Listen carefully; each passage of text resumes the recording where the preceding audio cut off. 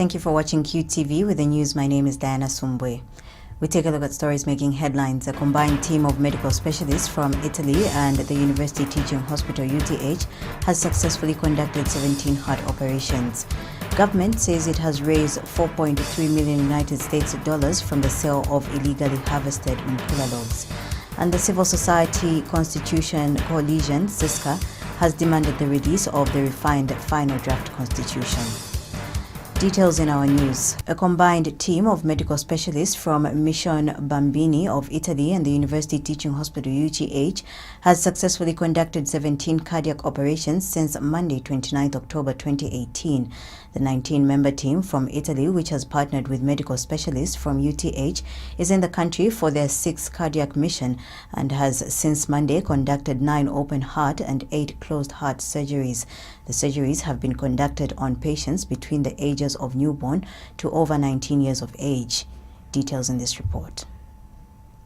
Mission Bambini has brought a ray of light in the future of these children who have suffered various cardiac conditions until today. The 19-member team from Italy has been in the country to conduct their 6th cardiac operation mission. In collaboration with specialists from the University Teaching Hospital, the team has successfully conducted 17 cardiac operations since Monday. Health Minister Dr. Shitalu Chilufya today took time to visit the children who are in the age range of between newborns to 19-year-old. A total of 9 open heart surgeries and 8 closed heart surgeries have been conducted, as explained by UTH Senior Medical Superintendent Dr. Clarence Chilova in his brief to Minister of Health. We are doing the closure of a patent.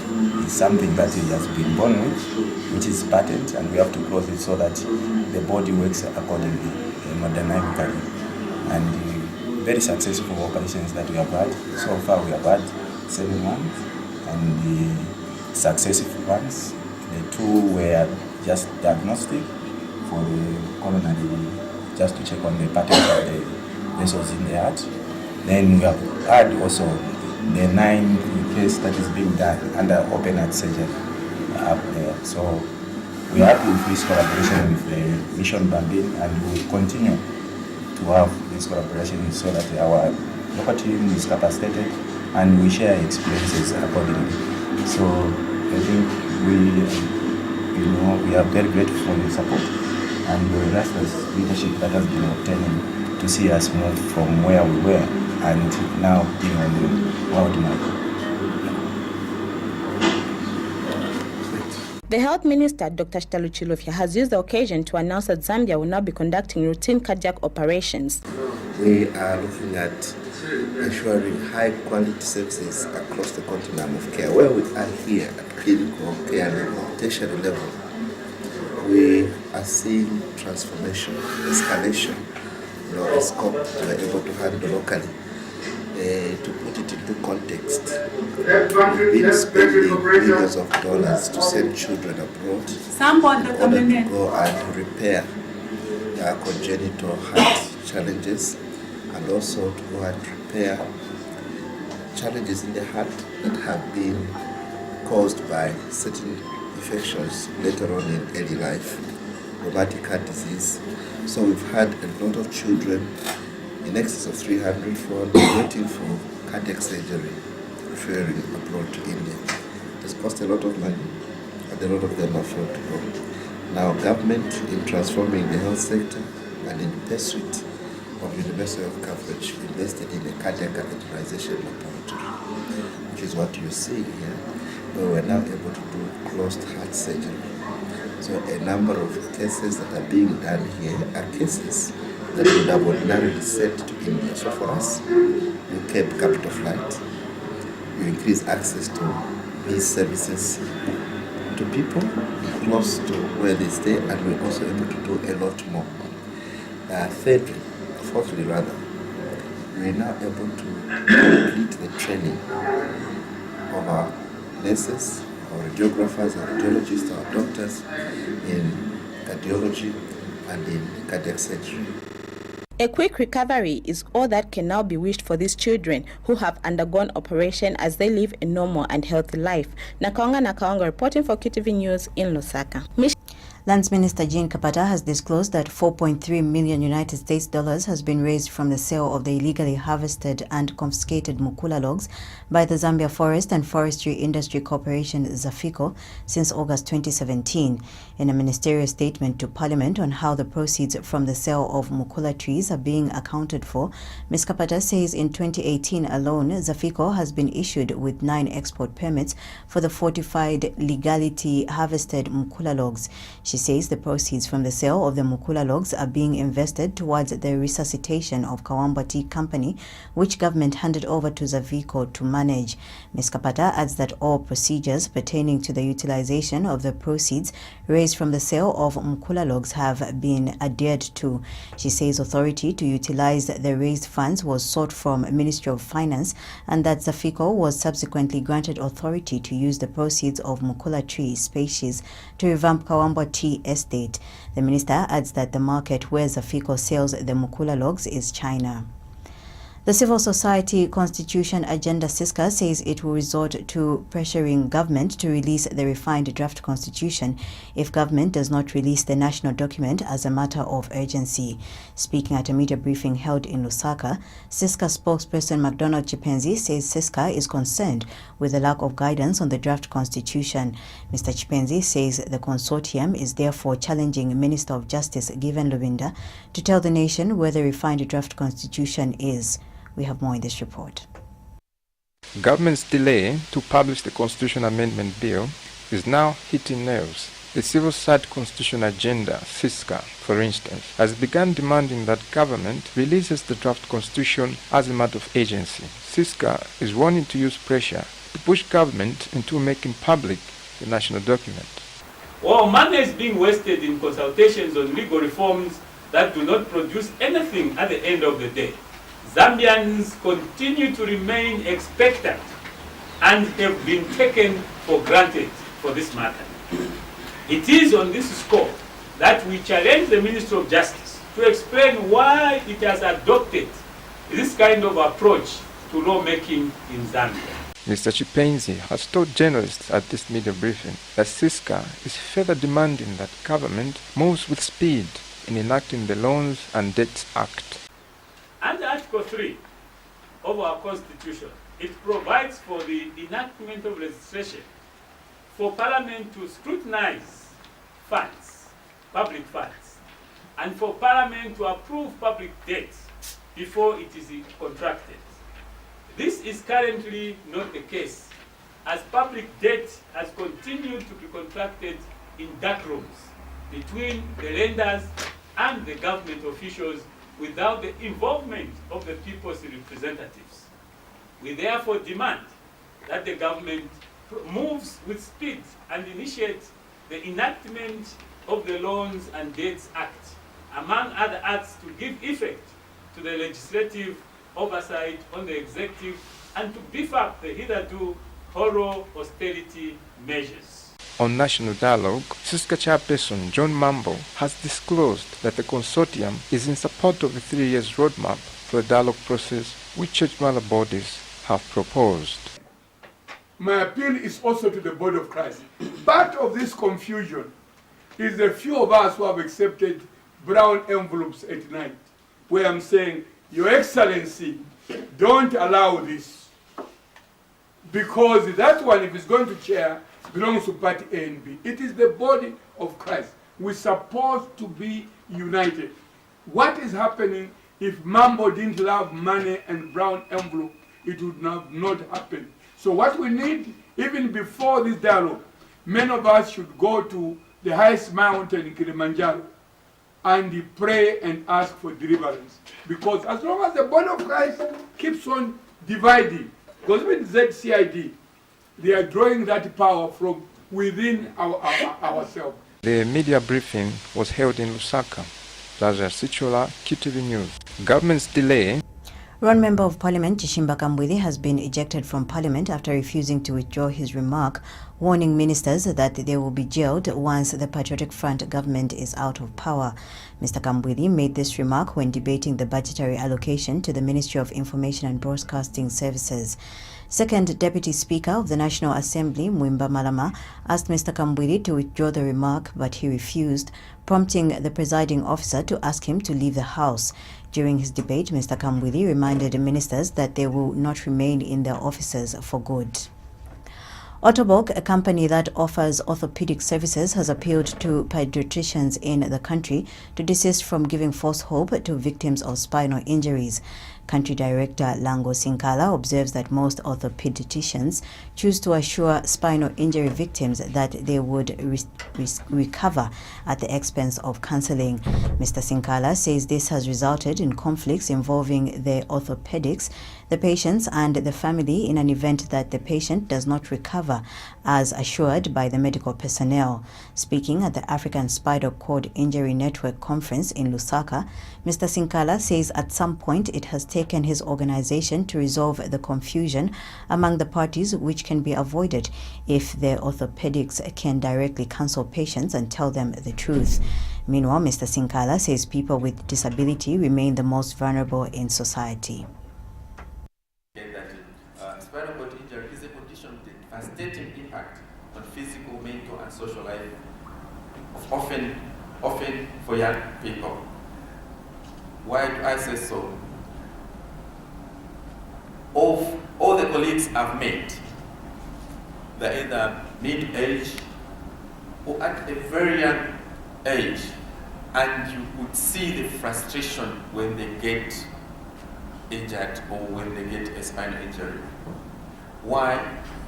We do know that this is one disability which in the interim needs a lot of support and care, and one has to depend on a caregiver. And in most cases, and the most frustrating issue is And Ministry of Health Permanent Secretary in charge of training, Professor Elwin Chomba, has disclosed that the University Teaching Hospital UTH records about 90 cases of spinal injuries per year. Professor Chomba says majority of these cases involve young men between the age of 30 and 45. She says most of the cases are as a result of motor vehicle accidents and trauma. Professor Chomba says there is therefore need to invest in adequate human resource which be able to respond efficiently to the sector. Rehabilitation is taking a very high focus. For the previous years, we have emphasized on curative care, and this time round, we are saying, where do the people go who we treat? Those who end up with permanent disabilities arising from all sorts of causes, what do we do with them? Because rehabilitation has not been prioritized, but for this time round, we are going to prioritize how we rehabilitate our people in the communities where they come. So I'm grateful that you invited and chose to help this meeting in Zambia at these very critical times. Delegates from 14 countries are meeting in Lusaka for a 3-day Africa Spinal Cord Injuries Network conference in Lusaka. A Zambian student has died while another is in critical condition after being involved in a road traffic accident in India. Zambia's High Commissioner to India, Judith Kambijimpanga, says the mission has received the information regarding the demise of Peter Mwamba, a third-year civil engineering student, in a tragic road accident with great sorrow. The High Commissioner says the deceased was in the company of his colleague, Dennis Musukwa, a third-year pharmacy student who is in a critical condition. Mrs. Kambijimpanga says the two students are all from Paru University in Vadodara, Gujarat State, India. She says the accident occurred around 19 hours Indian time, which is 15:30 hours Zambian time, on Wednesday, October 31st, 2018. The High Commissioner says information shows that the students were hit by a truck in a hit-and-run tragedy as they were on a motorcycle.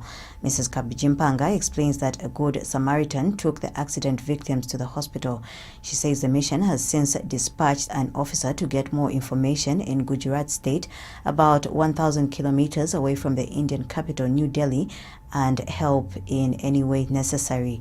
This is contained in a statement made available by First Secretary, Press Tourism at the Zambian mission in New Delhi, India, Bangwe Navile.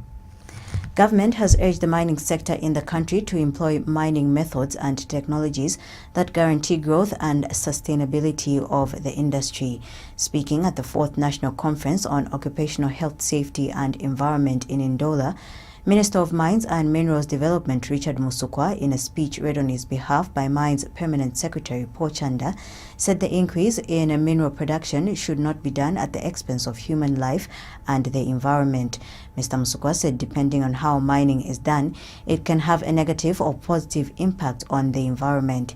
He said government desires to see a growing mining industry using technology that will generate benefits with zero negative impact on communities. And speaking earlier, Mopani Copper Mine Chief Executive Officer Chris Vermeulen, who spoke through the company chief of business and procurement, Ben Forey, said Mopani supports all the efforts of this year's theme, leveraging technology for a healthy, safe and environmentally sustainable way for all mining activities. Mr. Vermeulen disclosed that Mopani Copper Mine has introduced a number of initiatives such as electronic monitors and surveillance systems to ensure safety is at the center of all its operations. Jesuit Center for Theological Reflection JCTR Director Father Emmanuel Mumba has bemoaned the inconsistent manner in which the Constituency Development Fund CDF is dispersed by government. Speaking in an interview with QTV News, Father Mumba has wondered whether the dispersed funds bring about any development, considering that they are never dispersed in full. Father Mumba has implored government to find better ways of ensuring that the fund achieves its purpose and, where possible, increase the allocation. He has also urged people in charge of implementing projects using CDF to ensure they produce reports on time so that subsequent disbursements of CDF are not withheld on the basis of failure to produce reports. Ministry of Local Government and Housing Permanent Secretary Amos Malupenga has disclosed that about 60 million kwacha constituency development funds has been dispersed to about 30 constituencies. Enough to cover the needs of each particular constituency. So if there is inconsistency and then the monies are not adequate, I don't see how you cannot live. I don't think it will help to achieve the intended purpose of the budget of 2018. Nor will it help now with the austerity measures that we have to ensure that amidst this situation of the date that we're in, the little that we have collectively helps to empower people in the constituencies. So I think there should be a better way of dispersing that fund, and I feel that maybe there should be an increment. I still feel that all the constituencies in the country have different needs. Meanwhile, Gwembe Member of Parliament Malungo Chisangano says her constituency is facing numerous development challenges. Ms. Chisangano says the Constituency Development Fund, CDF, received this year for her constituency is not enough to cater for the challenges that her constituency is facing. She tells Q News that through the CDF received, the constituency is carrying out various developmental projects such as the rehabilitation of schools and building of a maternity ward, among others. We received some little CDF. Last year we received 700,000. This year we received 500,000, which is almost a drop in the ocean looking at the challenges that we have. So using the CDF, we are working on, we are rehabilitating 3 schools, which were so dilapidated. And some of them, no, 2 of them, the children were not even using them. So I'm glad to mention that we are working on 3 schools. And then apart from that, we are also finishing a maternity ward at Rukonde. And then we are also working on finishing the mortuary at Chipepo, Chaboboma Clinic. And then apart from that also, we are also working on some community schools, which were all, they were not finished They've been in that state for a long, long time. And then apart from that, I think I've been able to bring a lot of information to the people because they didn't even know what the role of an MP is. So each time I go for meetings, I'll tell them, say these are my roles. So in such a way, we are moving together with the community.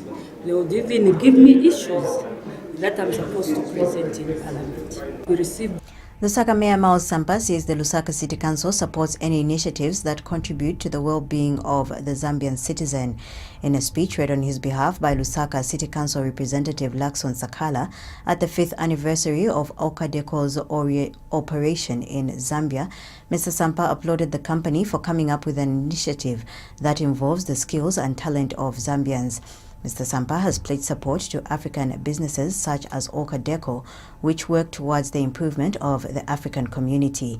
He has also commended the company's plans to step up a 4,000 square meter showroom in Kitwe, making it the first Okadeco Zambia store on the Copper Belt.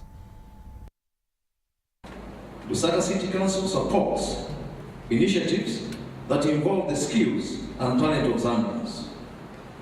With a growing base in Zambia, Okadeco has over 150 employees and plans are currently underway for the construction of a 4,000 square meter showroom in Kitwe, making the first Okadeco Zambia store on the Copper Belt.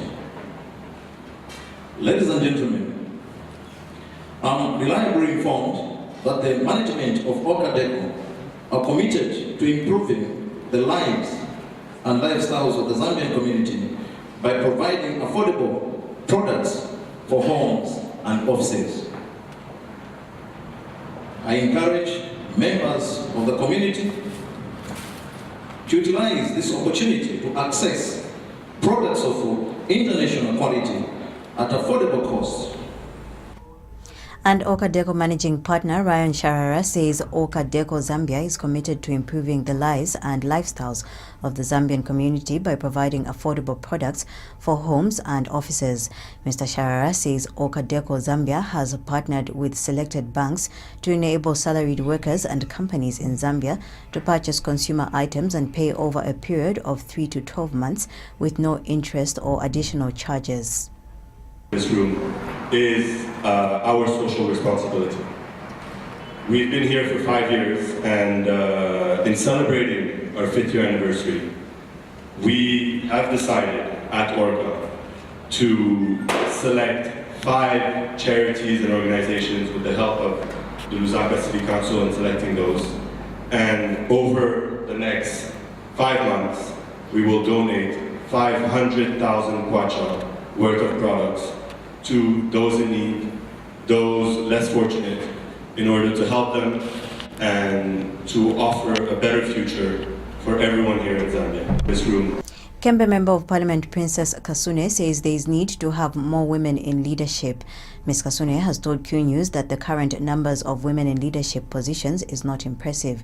She notes the need for political parties to introduce a quota system so that more women can take up leadership positions. Ms. Kasune adds that come 2021, there should be more women in Parliament. She adds that the country should be able to have a 50-50 representation in leadership.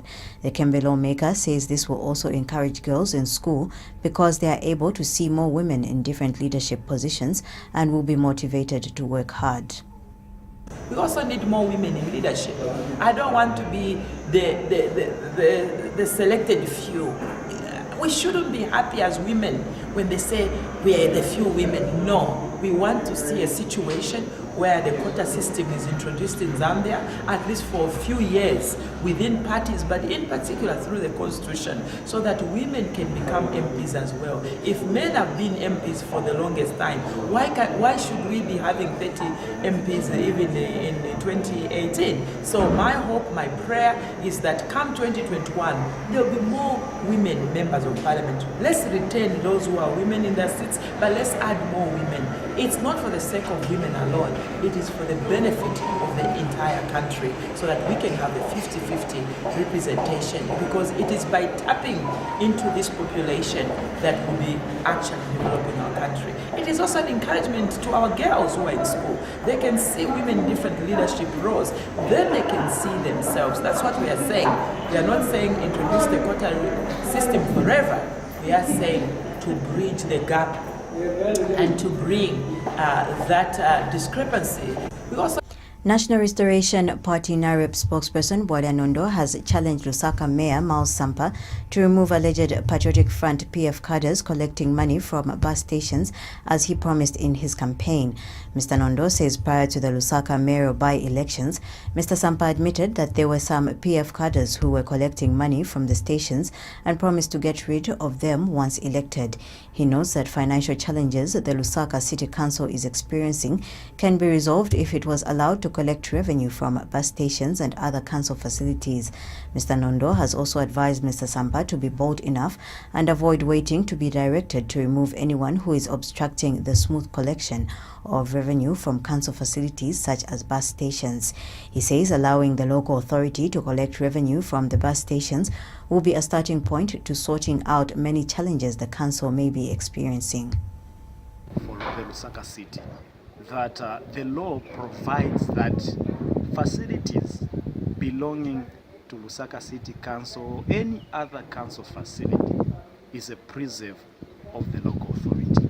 So he must not wait for any directive to remove cadres and anyone who is an impediment in the channel of resource mobilization for the councils from their own properties, because many challenges that the council is facing, especially Lusaka City Council, is lack of funds. Now, is it because they do not have enough facilities? No, facilities are there and money is quite available being channeled in wrong pockets. So what we are trying to say is that can we begin by removing cadres so that the little that we are able to correct as a local authority will be able to sort out for us. The National Pension Scheme Authority NAPSA and MTN have partnered to launch a mobile money payment option and USSD for remitting monthly returns. Speaking during a media briefing in Lusaka, NAPSA Director General Yolad Kachinda says the broadening of payment options will ease compliance burden and result in higher employer productivity, since employers will not be required to visit NAPSA offices and queue up in order to remit contributions. Mr. Kachinda says the introduction of the mobile money solution and USSD for payment or contribution and filing of returns comes at a time when NAPSA is looking at easy and efficient ways in which its members can transact without the need to visit NAPSA offices. He explains that the mobile phone-based platform is convenient and cuts on the cost of doing business, as the members would be able to pay NAPSA contribution from anywhere. Mr. Kachinda has assured employers that the facility is safe and secure to use. Basically, our message to employers is that we are helping them to comply with the provisions of the NAPSA Act, which requires that when they make a deduction of employees' contributions to the scheme, they must remit those contributions to the scheme, because the contributions are meant to pay benefits to the workers. And therefore, this solution has made it easier for the employers to carry out this function without necessarily finding where an NAPSA office is. It can be done from anywhere, in your car, in your sitting room, anywhere, as long as you have a smartphone that can allow you to conduct this transaction. As a customer-centric social security institution focused on fostering efficiency and effectiveness in service delivery, we have been implementing various solutions to help meet the needs and expectations of our members. The introduction of the mobile money solution and USSD for payment of contributions and filing of returns is one such important innovation. Speaking at the same briefing, MTN Zambia Chief Executive Officer Charles Molapisi says the MTN mobile money solution has been deployed on the eNAPSA online platform as one of the innovative ways to pay NAPSA contributions. He says using the USSD menu on *677#, employers, particularly the self-employed and those with few employees, such as employers of domestic workers, can create monthly return on a mobile phone without internet connection and pay their workers' contributions using MTN mobile money. I understand what it will do for my business. I understand what it will do for our nation, and I also understand what it will do for NAPSA. The benefits covers everyone. I encourage the media, tell the people about the product, encourage our people to know how the product works and what the product eventually means. We can drive financial inclusion.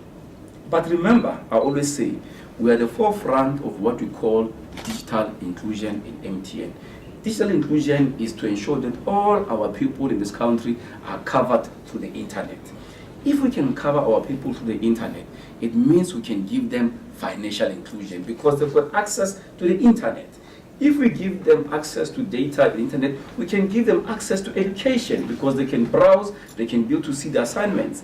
If we do that, we also can give them access to health because we can be able to narrow the distance in terms of access for both education, for finance, and for all the things that we want to be able to deliver for our people. So thank you so much for the opportunity. I'll try and keep it short.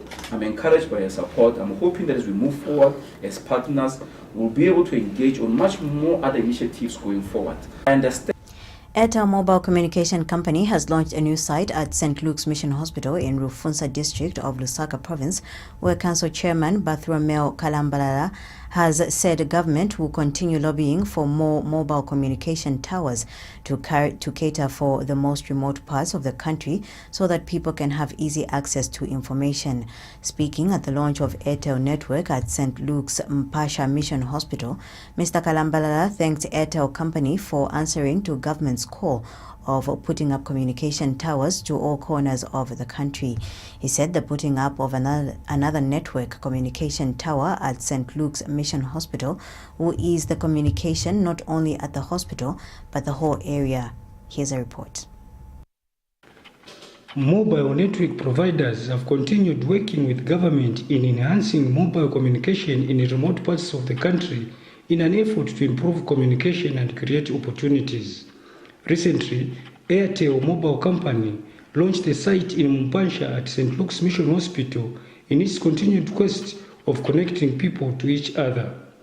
Speaking at the launch of the Airtel site at St. Luke's Mission Hospital, Rufunsa Town Council Chairman Bartholomew Kalambalala thanked the mobile provider for extending their services to the area as this will ease communication in the district. Area Councillor Honorable Marunga, ule mkuru wa Airtel team, ule mkuru wonsa ntiri pano azimayi ndi azipambo na banyamata wanzatu wonse. Ife onkala njife ba government teze tinaona kuti pane munatisanka kuti kuno kwenze be Airtel andi ngati kuli be Airtel kwenze cha be MTN ngati kuli be Airtel bantu enzo dandaula maningi maona kuno wane kuliri kuli chipatala kuli ma schools kuli na nursing school na population ikulu maningi so ngati kuli ma network yenangu bantu enzo vutika maningi ngati wabwera kuti ativazatumira wandani. So ife wa government nenda kulira kuli bayate kwa pempa bayate wanati anka mushemunshe wanaboa kuika ma coordinate tentu atotere confess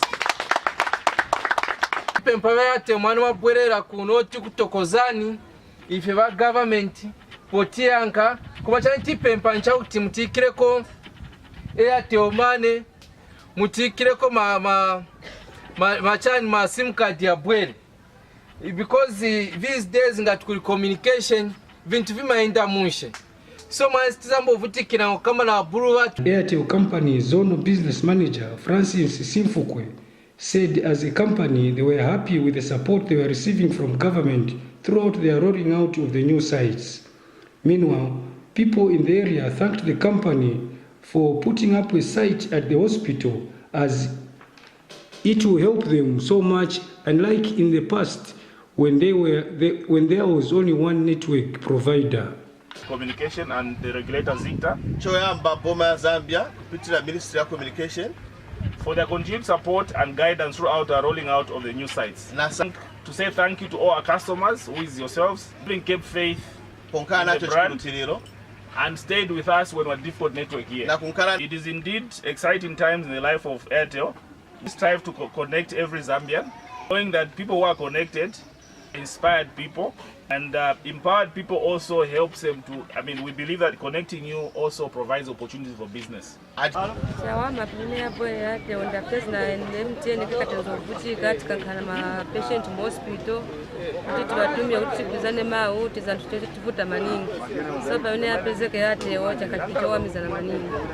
Indeed, this was a good development for the people of this area, which has a nursing school, hospital and schools, as people have more access to communication and information through these mobile providers that are in the area. Reporting, I'm Msekiwa Ntembe. To end the news, we take a look at stories making headlines.